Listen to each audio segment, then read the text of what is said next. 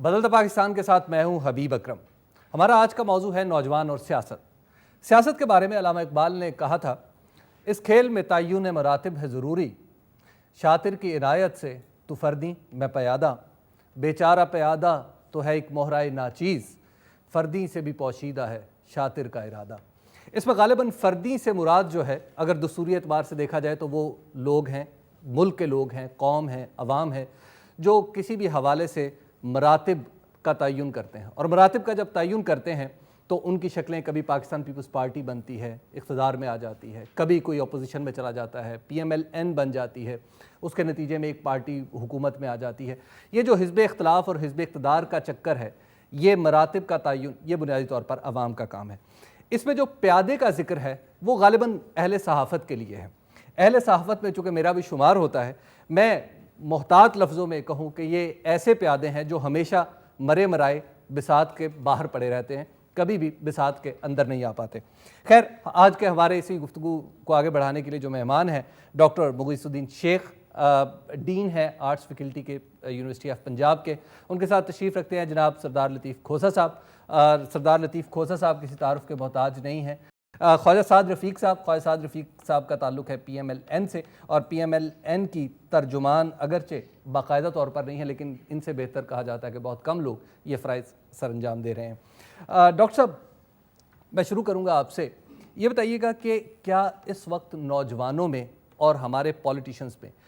وہ ربط، وہ تعلق جو آج سے کچھ عرصہ پہلے ہم دیکھا کرتے تھے، کیا وہ موجود ہے، یا نوجوانوں کو سیاست سے باہر رکھنے کی کوشش کی گئی ہے، یا نوجوانوں نے خود ایک انڈیفرنس کا رویہ اختیار کر لیا ہے؟ دیکھیں، اگر آپ تاریخ اٹھا کر دیکھیں تو ملک کی سیاسی جماعتوں نے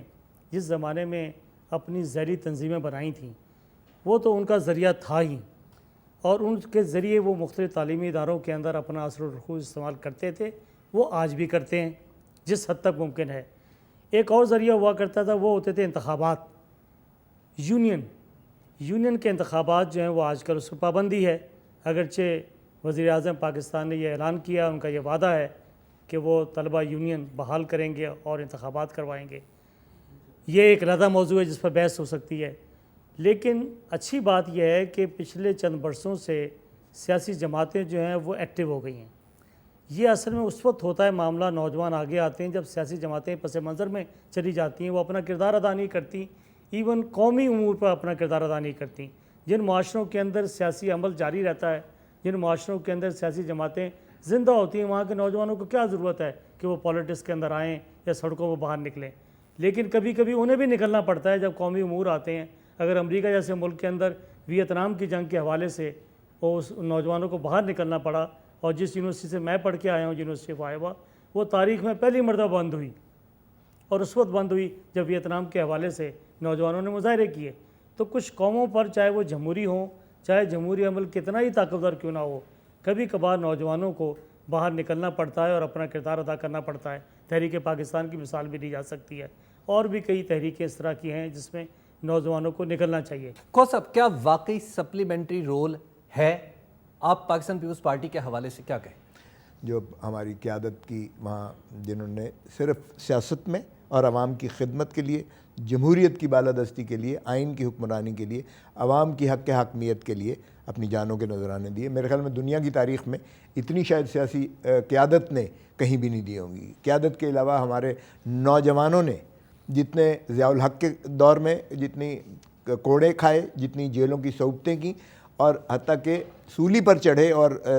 نعرے مارتے ہوئے گئے، اللہ اکبر کے بھی اور بھٹو GA کے بھی نعرے مارتے ہوئے وہ سولی پر چڑھے، لیکن انہوں نے کسی کے آگے جھکے نہیں ہیں۔ میں سمجھتا ہوں کہ نوجوان سے صرف یہ مقید کر دینا کہ یہ طالب علم ہے، یہ مناسب نہیں ہوگا۔ ہماری پاپولیشن میں اس وقت 55% نوجوان ہیں،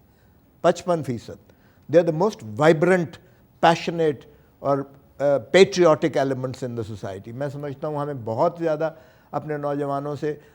توقع بھی ہے۔ اگر آپ پاکستان موومنٹ تحریک دیکھیں، اس میں نوجوانوں کا بہت فعال کردار تھا۔ اگر آپ پیپلز پارٹی کی تشکیل میں دیکھیں تو بھٹو شہید کے ساتھ بھی جو سب سے زیادہ وائبرنٹ فورس، بلکہ وہ تو تھے ہی نہیں جو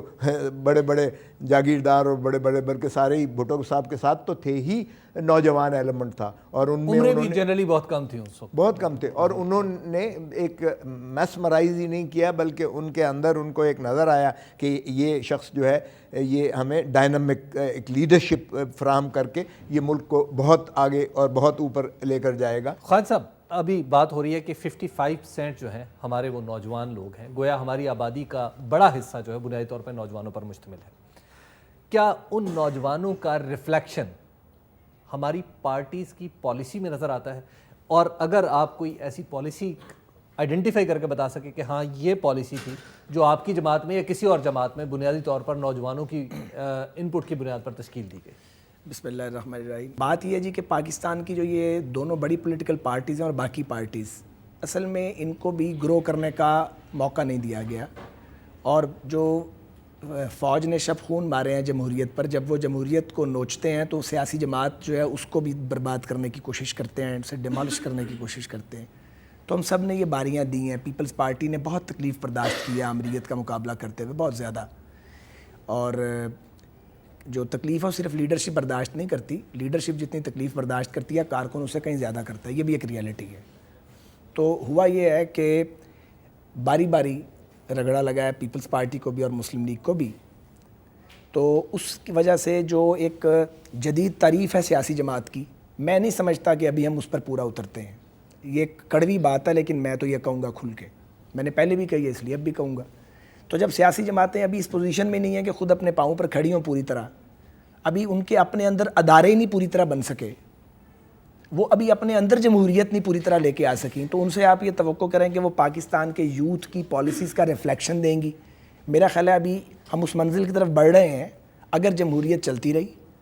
اگر اس کے پودے کو جڑوں سے اکھاڑ کے چیک نہیں کیا گیا جو ہر 10 سال بعد کیا جاتا ہے اس نے گرو کیا ہے کہ نہیں کیا، اور اگر عزیز ہم وطنوں جو کرتے رہے ہیں وہ باز رہے اپنی سروش سے،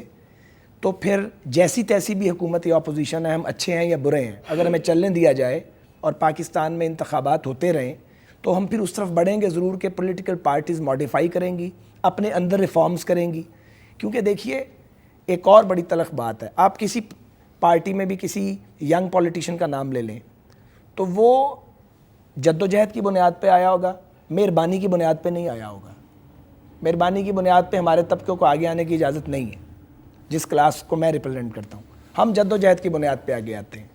اور فوجی مارشل لاء جب آتے ہیں، یہ بڑی کڑوی باتیں ہیں، میں ٹی وی پہ کہہ رہا ہوں، سب کو سننی چاہیے۔ جب آمریت آتی ہے، جب جماعتیں اپوزیشن میں آتی ہیں، اس وقت میرے طبقے کا جو سیاسی کارکن ہے اس کو چوتھی صف سے تیسری صف میں آنے کا موقع ملتا ہے، کیونکہ بڑے تو بھاگ جاتے ہیں، خلا پیدا ہو جاتا ہے تو ہم خلا میں آگے آتے ہیں۔ لیکن جسٹ ایک یاد دلانے کے لیے کہ جب ڈیموکریسی برطانیہ میں گرو کر رہی تھی تو وہاں پر ایک موقع پر کیمپس ووٹس بھی تھے اور ایک موقع پر کیمپس پالیسیز بھی تھیں۔ وہاں کی سیاسی جماعتیں کیمپسز میں جایا کرتی تھی، وہاں پر کیمپسز کو کہا کرتی تھی کہ آپ پالیسی بنائیں اور ہمیں دیں، اور اس کے ساتھ ساتھ کیمپس ووٹس کا مطلب یہ تھا کہ کیمپس میں کام کرنے والے اور پڑھنے والے لوگوں کو تھوڑے سے ان کے ووٹنگ رائٹس جو تھے وہ عام آدمی سے زیادہ ہوا کرتے تھے۔ خیر یہ قصہ ماضی ہے، پاکستان میں جو موجودہ صورتحال ہے ابھی آپ کے سامنے آنا شروع ہو جائے گی۔ آپ دیکھتے رہیے بدلتا پاکستان۔